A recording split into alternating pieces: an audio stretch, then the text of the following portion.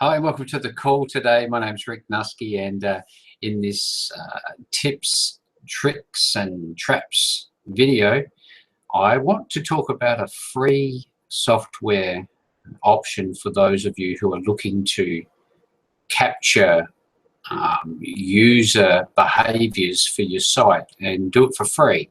At least at the time of the recording of this call, it's free. Now, I first stumbled across this product when I was looking at Anthony Robbins' website, and I did an inspect element search on what was going on with his website, because that's how I learned who was using what. And I found that this particular product was quite useful. It enabled me to see where people were clicking on my website pages, which helped me design better layouts and make sure that there was no unnecessary clutter or things on the pages that nobody was looking at or clicking on, which is really great because it helps the user experience and it helps you design for outcomes rather than it just looking pretty. Now, this particular piece of software is called Hotjar, and you can find it at hotjar.com. That's HOTJAR.com. And let me share a little bit about it with you via a screencast. So just hang on and I'll share my screen. There we have it. Now, as you can see here, it says you can try it for free, but I've found that I didn't in fact need to pay for it, at least at this stage, but I do have an account, and that's all you need to do is educate yourself a little bit about what's available to you here. It's definitely worth your while having a look at this if you want to capture data about what's happening with your website. Now, inside, what you'll find is you have a number of selections, and this particular one is for myfuturebusiness.com, and I'll go in there in a minute. You can have 3 heat maps for free, and the way I go around this is to run one particular test at a time and either stop the others or just delete them, and then that way I can continue to use this for free, which is quite useful given that I only recommend that you have 6 major pages that you should be looking at tracking generally anyway, but your needs may be different than mine. You can see here that you have this little green icon that indicates that the test is running, and this is for the home page, and it was started on the 1st of December. Now, over time, what you need to be aware of is if you're making iterative changes to your website and the layout changes, it will record what you had on the page generally on that start of that test. So whilst you're running a test to see who's clicking what and how far down they're scrolling on your page, it's probably better that you don't make too many layout changes until you have the data. But if we look at the heat map in this example, what you can see are a number of important things. You can see what the device people are using. So in this case, 214 page views came from desktop devices, so PCs and Macs. Then you have 6 that were viewed on tablets. And this is the last one's for mobile phones. Now, these two bring me back to a point that's very important for your website, in that it needs to be mobile responsive so that it truly reflects latest technologies and trends in themes and website development, and gives you a true indication of what a mobile site responsive site should be doing. So what we can see here, this is the clicks section of the heat map. It tells me that a lot of people are clicking on the about section, and others are clicking on the community, and others are clicking on members. You can see a cluster of light blue dots here, which shows me that people are clicking on what, in this case, what in your business do you need help with right now, which is good to know. It's above what's called above the fold, so you don't actually have to scroll your mouse, down this sidebar to see the rest of the page. which is important. So if you're going to set up this sort of thing, notice where you put the items that you require or are looking for visitors to either opt into, like your your opt-in section, or you want them to click these buttons to take a further action. Try and get them above the fold so that it makes the user experience easy. They don't have to scroll, and it has a tendency to increase the likelihood that they will take the action that you want, because they're not having to search for it. Now below, here you go, here it says here the average fold. So anything above this fold is what people will see. Anything below it, they'll need to scroll.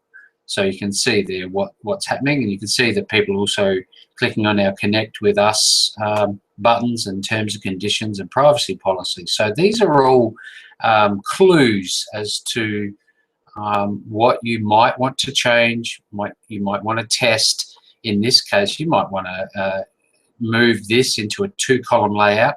And because people are actually clicking in here, admittedly the test hasn't been running long, there's only been 2 opt-ins, you might want to put this opt-in on the right hand side column here and shift this over to the left and have the rest of it move up the page. It's entirely up to you.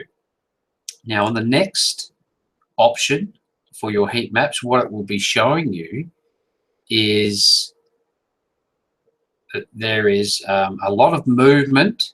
So this is the movement on the page around the menu bar, which is pretty common. And then you'll see a lighter cluster of blue as you scroll down the page. There's certainly been a lot of hovering over the opt-in box, but not as many actions being taken as I'd like. And as you get down below the fold, what you'll notice is that it really drops off around this section. So to me, it almost indicates that this is worthless beg here. Nobody really is interested in seeing that information, possibly. Again, there's a few assumptions that we're making when we're looking at this data. So if you're not sure, test it, leave it there a little longer. And I think that's a really big point to make, is that the duration of your test is important. But in the free module, the free version of Hotjar, I believe that you get up to 1,000 actions or similar. So I can verify that shortly.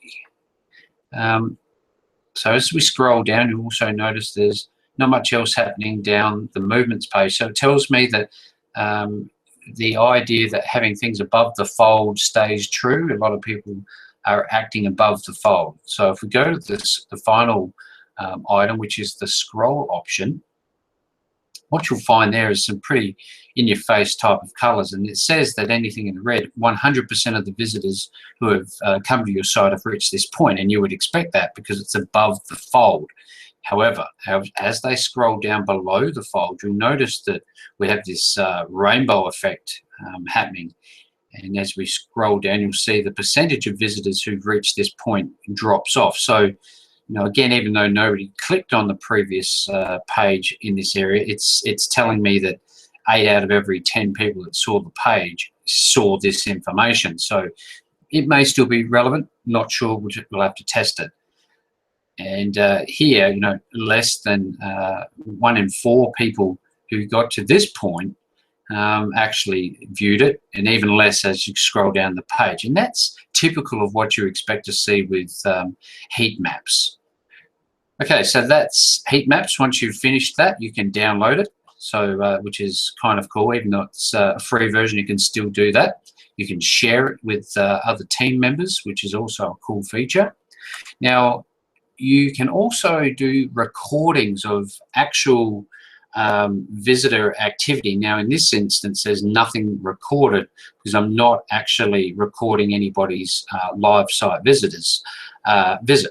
However, if you are running a test with paid traffic and you typically know when they're going to be on the site, you can leave this for running indefinitely whilst you do your driving your traffic. So if Google AdWords is sending traffic and you're monitoring that through analytics, you'll know that people are not only clicking on your ads wherever they are and coming to your site and you can see when they get to your site what they're actually doing. So you can follow the whole process from the moment that you touch that prospect to the moment they're actually on your site, and have a look at it and see what they're doing when they get there. And that actually shows you a video of their mouse cursor as it's scrolling around. Where are they going? What are they actually doing? So that's really, really powerful.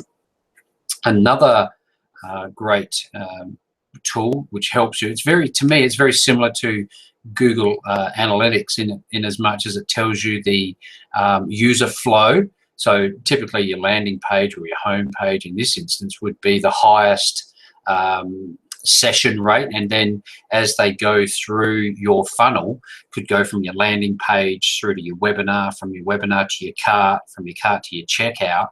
And you can see progressively as you're tracking those things, and you do get a Hotjar tracking code that you need to put into your website for this to work, and that's really not all that difficult. If you need some help with that, I'm happy to help you with that. So just make contact with me at myfuturebusiness.com/contact and ask me, hey Rick, how do I do this? And I'll be more than happy to help you. Now, what you want to see here is that you obviously convert. This is about conversions and understanding where are the weak spots in my conversion, in my funnel. What do I need to address to make sure that we get to that confirmed purchase point or confirmed action point? You might be looking for people to make bookings. It may not just be about e-commerce. Then we move on to another powerful section called forms. And this is a good way for us to know where people are dropping off in terms of your forms. Where are they getting to? How much are they filling out? It's very much like the last page. And this is really about data collection and analysis. This is what Hotjar helps you do.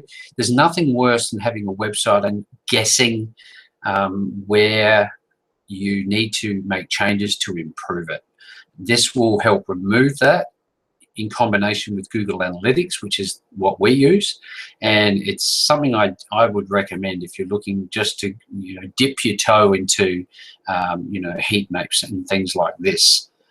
There's a new section called the incoming, which is another great way for you to get access and instant feedback from people visiting your site. It's really like a pop-up that occurs in the bottom right-hand side or top right-hand side of your page, and it's like a poll.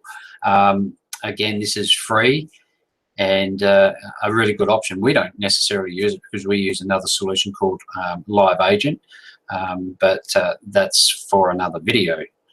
Inside of Hotjar, you have the polls section.